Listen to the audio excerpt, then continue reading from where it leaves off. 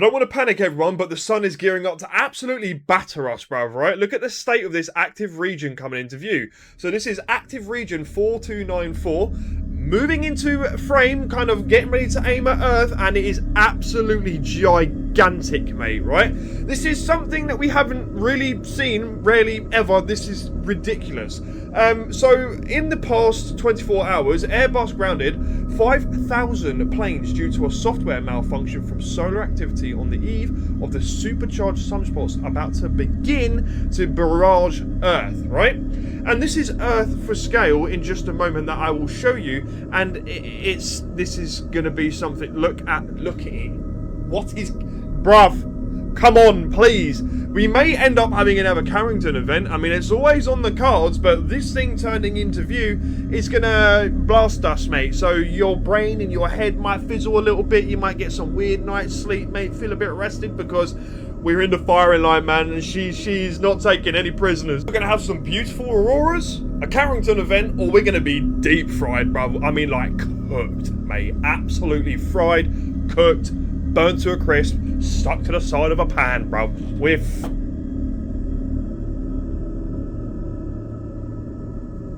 This drone footage was recorded by Christian on May 3rd in Norway. He managed to capture a rapidly moving object on the right side of the screen. The acceleration of the craft is astounding. It seems to go from 0 to several hundred miles per hour within seconds.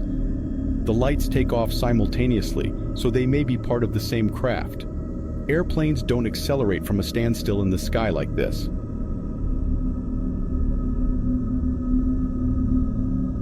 Right, we got another jellyfish UAP sighting coming out of Guatemala near a volcanic range, and this thing was flying through the clouds, comes up in the sky, and this thing actively morphs and changes, right? The metallic nature of this thing screams the jellyfish UAP phenomenon that we've seen quite frequently.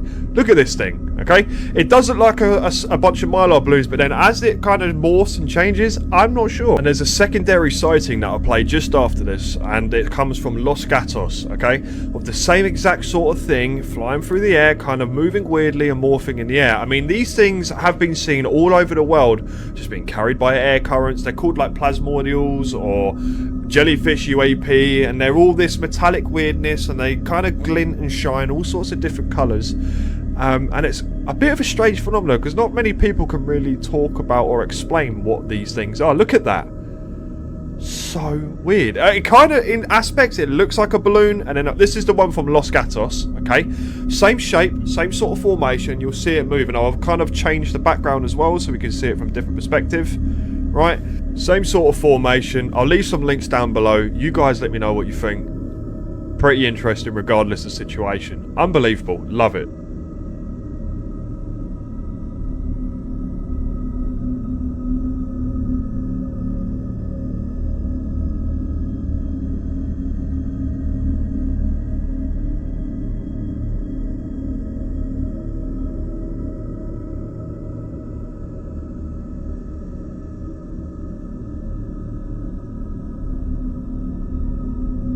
Now, what do you think about the other pyramids that are wonky?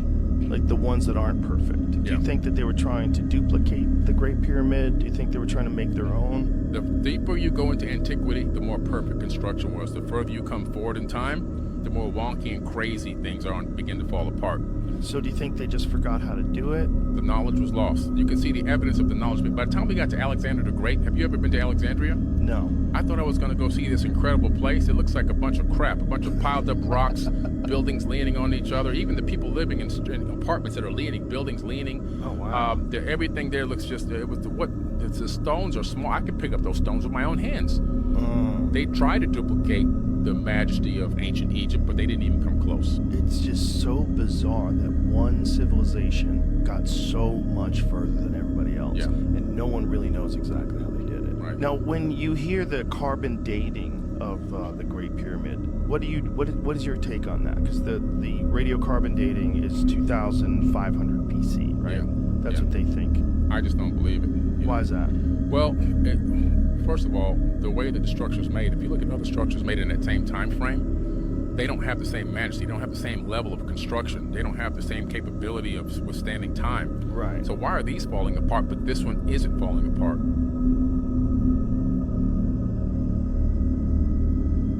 After exposing Metatron's cube, this man never found again. Watch this. This is the Metatron's cube. It represents the atom and the universe. The first big circle is the all. Every circle is the all. It is the atom itself. It is God. This is physicality. It is Earth. Here it is right here. Now they all fit into this six-pointed cube. Also air.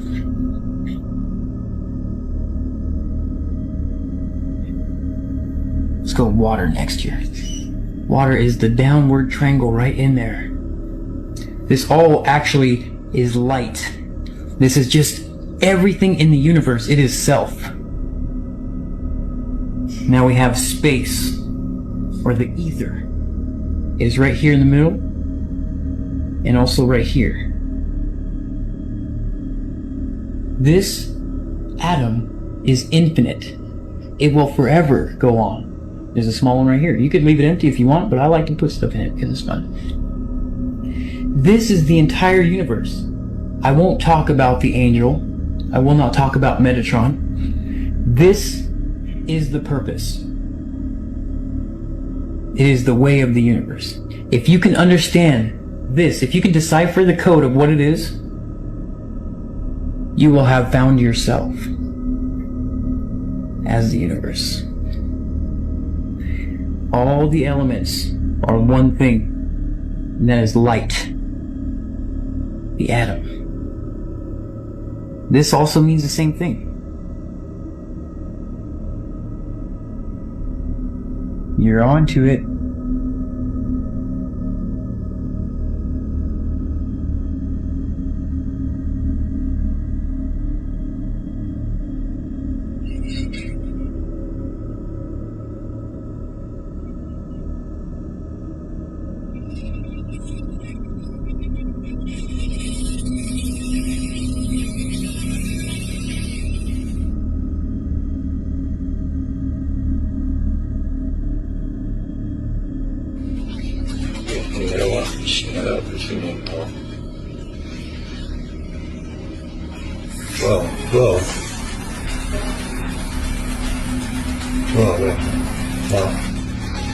Aí, doutor, faça um.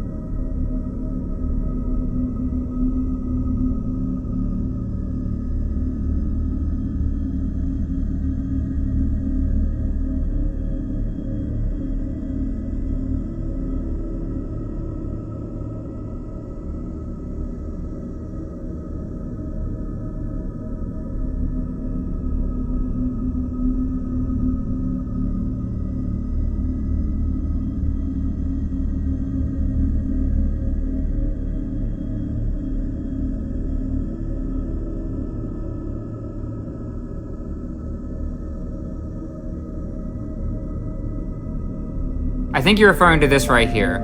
On January 28th, 1986, everybody was watching on TV and they watched this devastating event take place where the Challenger exploded and there were 7 astronauts on board. These are 7 astronauts right here that were part of the mission. 6 of them have some very interesting things going on with them, and I think that's what you're getting at, so let's take a look. Start with the commander, Francis Richard Scobie. And then here on the right, you'll see there's a Richard Scobie who is now the CEO of a company called Cows and Trees. Do you see a resemblance? I'll leave it up to you. Now here's Sharon McAuliffe. And then here's another Sharon McAuliffe, who is a Syracuse law professor now. Once again, you be the judge. Here's Judith Resnick on the left, and here's Judith Resnick on the right, a Yale law professor now. Interestingly, same name, and they actually look pretty similar. This is Michael J. Smith. And on the right side, you'll see Michael J. Smith, professor, University of Wisconsin. Striking resemblance. Here's where it gets really weird to me. This is Ronald McNair, and then this is his brother Carl McNair. And I really did a lot of searching here. I was trying to find any pictures of these two together, could not find them whatsoever. Same goes for Ellison and Claude Onizuka. There's literally not one picture of these twin brothers together. I mean, you gotta say that's a little bit sketchy. Just give us one, please, one. Not there. A lot of you aren't gonna like this video, but you've gotta admit it's very strange that 6 of the 7 either have someone that has the exact same name and looks just like them, or has a twin brother. I mean, is that really all coincidence? I don't know, you decide.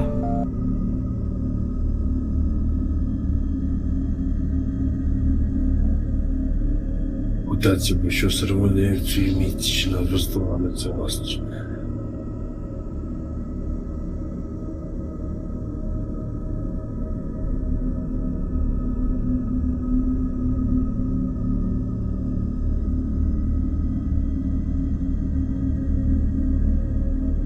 Czego chcecie?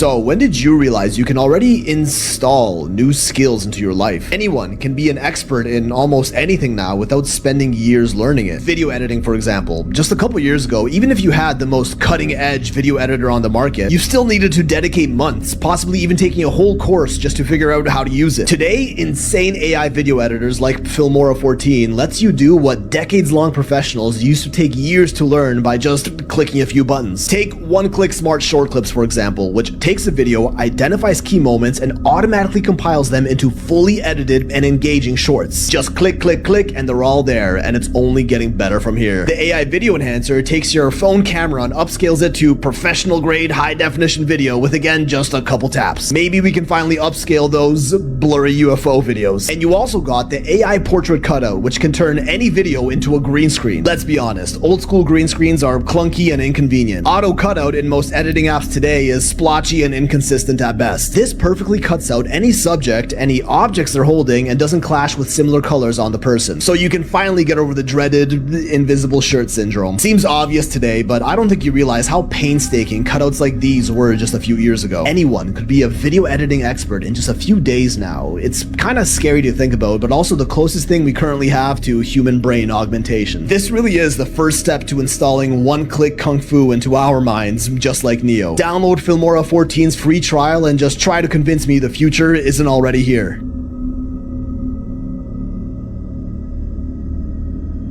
This is everything major that happened today, except I'm going to tell you the stuff that everybody else is ignoring. There is going to be some major changes coming in for UK schools, something they haven't changed for like 10 or 20 years. There's going to be new things added to the curriculum, including mortgages, grey, and how to spot fake news. Interesting. In Africa, it's official. He was elected. A woman in America was just in a museum in Vegas and claimed that she saw her son there. Apparently that's him. Her son tragically took his own life back in 2012, and she says that as soon as she walked into the museum, she knew it was him and is looking into this further. The big one, we've got updates on the list, and there's quite a few names who are here and everybody's freaking out about. Let me just preface, just because these names are here, that they've visited the island, it doesn't mean they did anything bad, but these are the names. No way, not him. Surely? Obviously. Added on, we've got people such as Elton John, David Beckham, Mr. Hawkins, him again, Adele, Queen Camilla, Tony Blair, Diana, and the list goes on and on. As I say, again, just because they're on the list doesn't mean they did anything there. They just went there at some point. Interesting times right now. As always, I do this every day, so hit that follow button and I will see you tomorrow. The goal is, by the year 2030, to merge our digital and then there's a long pause in the statement, and then they say, and our biological worlds into one massive database driven by an AI that is already being developed right now. So what would be the problem with that? It is human divinity. We're going to go back. This is the missing piece. The goal of evil in this world, in a very real sense, is to deny human divinity, to deny our ability to love, to heal, to innovate, to create, to imagine. These are the very qualities that we cherish as humans that set us apart from every other form of life. This is the fundamental goal. So now what we have for our community, for our viewers, this is very powerful. We have a benchmark. How do you know when something is evil? Anything that denies our divinity is an expression of evil in our lives. There's technological evil, replacing our biology. There is psychological evil. There is social evil, the lies and the algorithms that divide us as families, communities, societies, nations. Evil. These are all expressions of evil. Yes. And what's so interesting, read the ancient texts, read the Gnostic texts. They're very clear about this. This isn't the kind of evil that you fight. The old idea of conflict is force against force. And that's what keeps us stuck in this ancient battle that's been going on. This battle we don't want to win. We want to triumph. Triumph is different than winning. The way we triumph, if the goal is to deny our divinity, to deny our ability to love and heal and innovate and create and imagine and forgive, then we live the best version of our lives. We live our humanness, and by virtue of doing that, we've triumphed over the evil without having that conflict. Absolutely. They say rise above, literally transform to the state above. Precisely.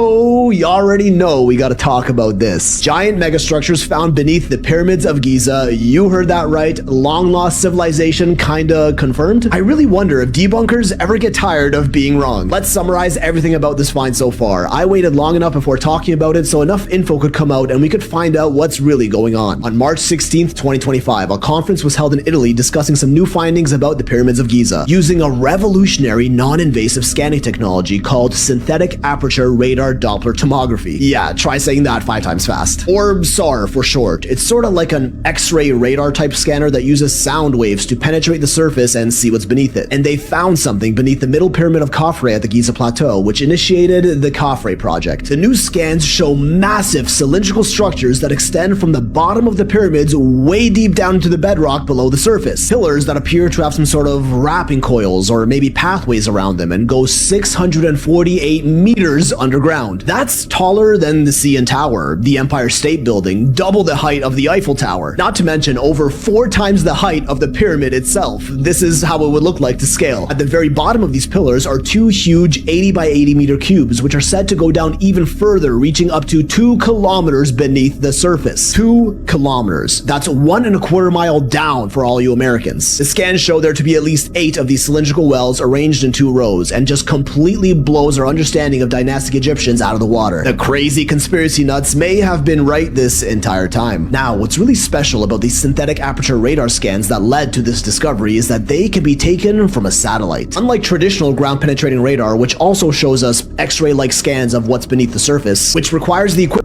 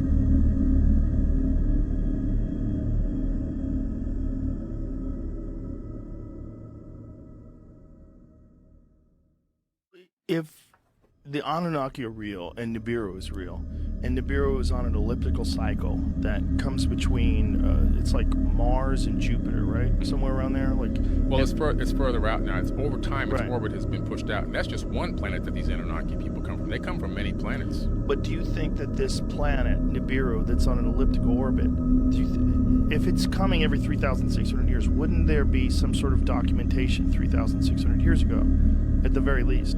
Well, you have to look for geological disasters as marker points.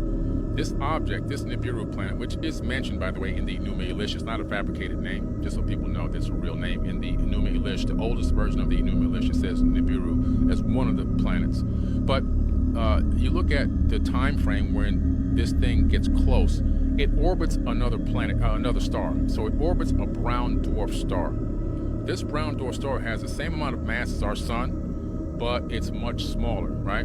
But it generates enough heat through friction in its orbiting planets. You can see it in 2-mass infrared mode coming out of the constellation of Leo if you go to a worldwide telescope and download the software and all of that. But the fact that modern science now admit that there's an object out there that they say orbit our sun every 4,200 years, right? And that's Corey Powell from Discovery Magazine. He's a real astronomer, been on Fox News. He said that on Fox News. If I can find the clip, I'll send it to you, matter of fact. And so what's happening is we are seeing evidence that there is something out there that's orbiting our sun, and that our sun is a binary star system. So we used to think that our sun, one sun in the solar system is normal, but as they looked out into space with Hubble and now the Webb, they discovered, no, binary is more of the normal, and even trinary. And so it's like, wait a minute, if binary is normal, so they started looking for this object that gravitationally should exist, and they believe that it's out there far beyond the orbit of Pluto, and that Corey Powell says a solar system exists within our solar system. And he goes on to say, we come from there on Fox News, which was just crazy.